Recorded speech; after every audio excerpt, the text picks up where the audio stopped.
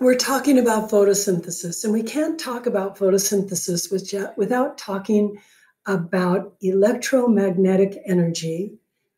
Um, Electromagnetic energy used to be thought of as many different things, right? We used to think that the light that we could see was somehow a different thing from the radio waves that make your car radio work. And we used to think that those things were different from ultraviolet radiation and that those things were different from X-rays. But they're not different things. They're all electromagnetic energy, and they are along what we call a spectrum. And that spectrum, since I don't teach physics, is difficult for me to describe, but it has different wavelength. And whether something is visible light or X-rays or radio waves is not because it's a different thing, it's because it has a different wavelength. So a wavelength can be measured by our equipment, and a wavelength, let's say, looks like this, right? The wavelength would be between one peak and the other peak, or one ebb and the other ebb. This wavelength is very big, so that might be something like radio waves. Now, if we just speed up the wavelength so that it's more like this, then this might be something like visible light. But if we make it super fast, then that would be something like X-rays, okay? So they're not entirely different things. They are just all electromagnetic waves that have different energies. The energy of an electromagnetic wave increases with a shorter or a faster wavelength, and that energy decreases with a slower or a longer wavelength. What we call light, or wavelengths of light, we just mean we can see it.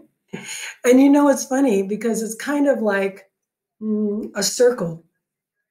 Why is it that we can see visible light? We can see visible light because these wavelengths are very abundant coming from our sun, and because being able to perceive those wavelengths of light is very useful for the survival of organisms like us. If we go to a planet where there isn't very much of these wavelengths of light, but a whole lot of these wavelengths of light, we may find a whole planet of organisms that all can see in X-rays. We can't see in X-rays, right? So we're going to actually now be talking about visible light, because it turns out that the wavelengths of light that are used by this process of photosynthesis are primarily visible light, but pay attention, they are primarily red and blue. You would think it'd be green, but it's not green, and I'm going to explain that to you, okay? Wave-particle duality, yes. Again, I am not a physicist. I can tell you, though, that electromagnetic energy definitely can be measured as waves and definitely can demonstrate the property of waves, and yet it also can be measured as particles. And the particles of light are called photons, and that is one of the reasons why this process is called photosynthesis. And it also can have the qualities of particles.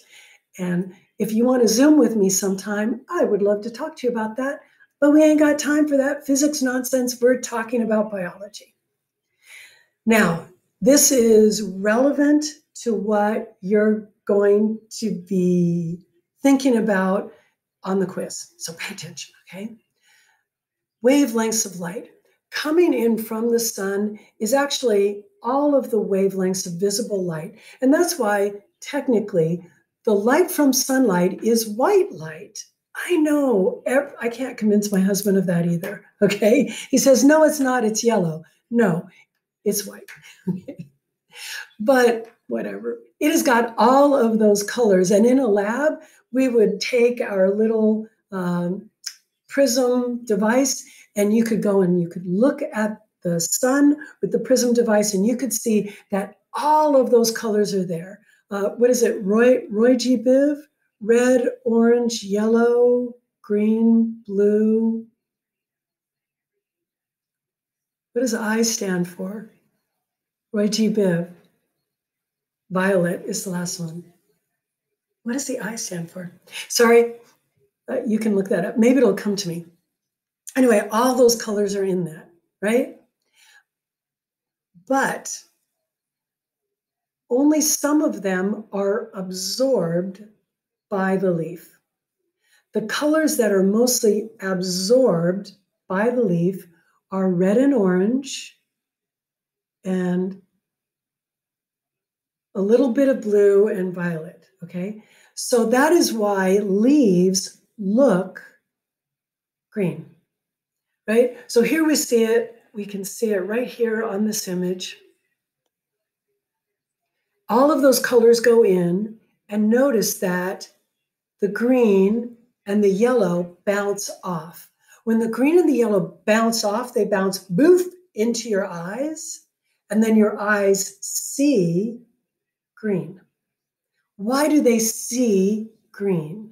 Because they absorbed the other colors, right? So the color you see indicates which wavelengths of light were reflected by the material. The colors of light that were reflected by the material, they did not perform the work of photosynthesis. If you took 20 different plants and divided them up into 2 different greenhouses, one greenhouse shone down orange light and one greenhouse shone down green light, the plants that got nothing but pure green light would not grow. The plants that got orange light would grow. Why? Because all the green light you shine down on a green leaf just pops right back up. It doesn't do any work. But all of the orange light that you shine down, do you see how it disappears? Why does it disappear? It disappears because it got absorbed in the pigment. And when the pigments are photosynthetic pigment, that means that that light energy was harvested to do work. Okay. By the way, a white surface, like my shirt, a white surface, it looks white to us. Why? Because the light that hits me, all of the light gets bounced off, and it gets bounced to your eye, and your eye will absorb all of those wavelengths of light, and your brain will process that as white.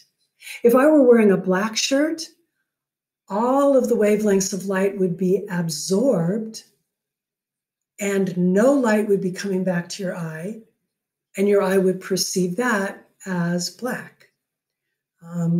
If you've got the time, you're on YouTube now. If you've got the time, you should look into videos where scientists have created a substance that is, I think they call it ultra black, and it's really quite freaky. Okay.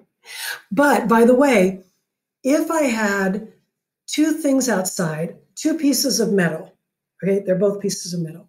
One of them is painted shiny white, and one of them is painted matte black, and I leave them out in the sun for 5 minutes. Which one's going to be warmer when you get back? Well, the black one, right? Now you know why. The white one is bouncing off all of the wavelengths of light. Because it's white, all of those wavelengths bounce off. But the black is absorbing all of the wavelengths of light. And in a non-living system, when light energy gets absorbed, it gets turned into heat. There you go. All right, so if a plant looks green to us, what color of light is being reflected? And the answer is it's the green light that's being reflected. Now, we've gone all nerd here, so let's take a moment to look at the image. Here we have got the main photosynthetic pigments.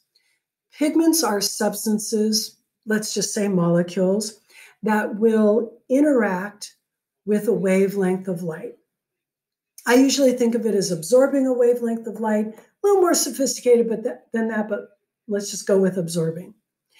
And the pigments that make tree leaves the color that they are, usually green, sometimes a yellowy green, sometimes a dark green, sometimes orange, right? But the pigments that do that are primarily chlorophyll A, chlorophyll B, and carotenoids, right? Chlorophyll A is really good at absorbing the violet and blue, indigo. Roy G. Biv, the eye is indigo. Thought it would come to me, all right? So violet, indigo, and blue. Chlorophyll A absorbs those really, really well and absorbs orange really, really well. There you go. Does it absorb greens? No. And that is why if I shine a light on a whole bunch of chlorophyll A, the green bounces back to my eye, and what I see is green. Then we've got chlorophyll B, and it doesn't absorb the violet so much and goes more down here into almost the green zone, almost, okay? But it absorbs yellow. So in springtime, when the leaves are really new and they're kind of like that spring green color, they've got lots of chlorophyll B and not much chlorophyll A yet. And then we've got the carotenoids. And the carotenoids don't do this yellow-orange thing well at all, but they go down almost into the green wavelengths of light. So if I ask you, what is the most useless color of light for photosynthesis, you would say green. Why is it useless? Because it's always getting bounced up to your eye. And if it's bounced up to your eye, it wasn't absorbed by the leaf, so it didn't do any work. Okay? Chloroplasts absorb the wavelengths of light that drive photosynthesis, and they use the pigments chlorophyll A, chlorophyll B, and carotenoids. Now, let's talk about, we're going to start here at the beginning of our next video.